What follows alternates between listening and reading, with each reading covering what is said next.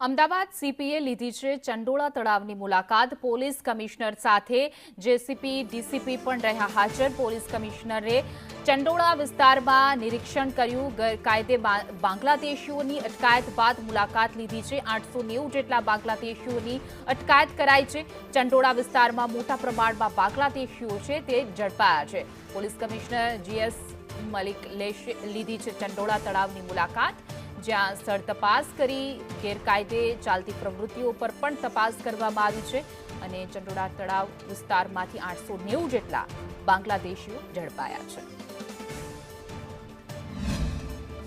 ચંડોળા તલાવના જે આસપાસ જે વસાહત છે, જે ગેરકાયદેસર અહીંયા આવીને બાંગ્લાદેશીઓ રહે છે, એના વિરુદ્ધ આપણે બહુ સ્ટ્રોંગ કાર્યવાહી કરી હતી। તો અહીંયા આપણે ફક્ત જોવા માટે આવ્યા છીએ કે હાલમાં અહીંયા શું પોઝિશન છે, શું પ્રવૃત્તિ અહીંયા કોઈ ચાલે છે કેમ, પણ મોટા ભાગે જુઓ તો બધા મકાનો બંધ છે।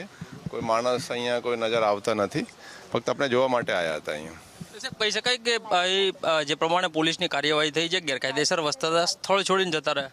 હા, અહીંયા કોઈ નજર આવતા નથી। અમુક તો આપણી પાસે ડિટેન્શનમાં છે અને અમુક લોકો અહીંયાથી જતા રહ્યા છે, પણ આ જે એરિયા છે એ બધા જાણીતા છે। આ જે બાંગ્લાદેશીઓ અહીંયા રહે છે એ અગાઉ પણ એ લોકો વિરુદ્ધ કાર્યવાહી થઈ હતી। અહીંયા ડિમોલિશન પણ પહેલાં કોર્પોરેશને કર્યા હતા 9-10માં, અને અમુક વખતે ડિમોલિશન થતા જ હોય છે, પણ અહીંયા ફરીથી આ લોકો ઇલીગલી બનાવી લે છે અને અહીંયા પછી એ વસાહત કરતા રહે છે અને પછી ગેરકાયદેસર પ્રવૃત્તિઓમાં પણ સંડોવાયેલા હોય છે। જુદા જુદા જગ્યાઓ કોમિંગ ઓપરેશન કર્યા હતા અને ખાસ કરીને જે ઈસનપુરના ચંડોળા તળાવવાળા જે વિસ્તારમાં પોલીસ દ્વારા કોમિંગ ઓપરેશન હાથ ધરાયું હતું, એમાંથી આપણે અત્યાર સુધી કુલ 143 એટલે 143 ઇલીગલ ઇમિગ્રન્ટ્સ આપણે જાણવામાં મળ્યું છે અને એમની આગળની તજવીજ ચાલુ છે અને જે બાકીના શકમન છે એમના અમે ડોક્યુમેન્ટ્સ ચકાસી રહ્યા છે।